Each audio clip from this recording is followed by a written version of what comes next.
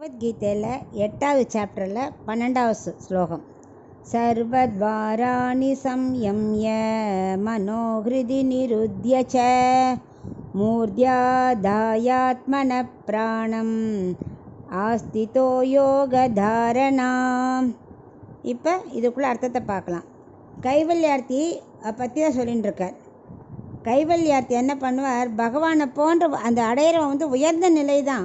ஆனால் பகவானை போன்ற உயர்ந்த நிலை தான். பகவானை அனுபவிக்கணும்னு தோணலையே. என்ன நம்மள மாதிரி சம்சாரத்தில் இருக்கிற மாதிரி பிறப்பு இறப்பு பிணி மூப்பு துன்பம் இன்பம் அந்த கஷ்டங்கள்லாம் கிடையாது. தவிர தன்னோட ஆத்மாவே அனுபவிச்சுட்டு இருப்பானே தவிர பகவானை அனுபவிக்கணும், அவருக்கு கைங்கரியம் பண்ணணும், அங்கே சாமகானம் பாடணும், மற்ற நித்திய சுருள் இருக்கணும், அங்கே அப்படிலாம் தோண மாட்டேங்கிறதே. ஸோ பகவத் லாபார்த்தியை நினைக்கும் போது கைவல்யார்த்தி மட்டம்தான். ஆனால் நம்மள மாதிரி பத்தாத்மாக்களை விட அவன் கொஞ்சம் உயர்ந்த நிலை. அதான் உயர்ந்த நிலைன்னு சொல்கிறத தவிர அக்கா பகவானுக்கு ஈக்குவல் இல்லை. அப்படி இருந்தாலும் ஏன்னா அவனுக்கு பகவானோட சிந்தனை வேண்டாம். பகவானுக்கு நாம் அடிமைங்கிற எண்ணம் வரமாட்டேங்கிறது. என்னோடய ஆத்மா உயர்ந்தது, நான் சுதந்திரன், அதுவே எனக்கு போரும்னு நினைக்கிறான் இல்லையா.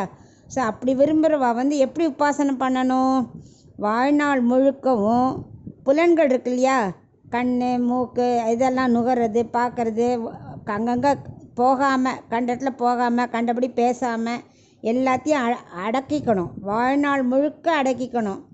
ஆசாபாசங்களை அடக்கி எல்லாத்தையும் அடக்கின்னுட்டு ஹிருதயத்தில் இருக்கார் இல்லையா பகவான், அவர்கிட்ட மனசை செலுத்தணும். மனசை கொண்டு ஹிருதயத்தில் வைக்கணும்.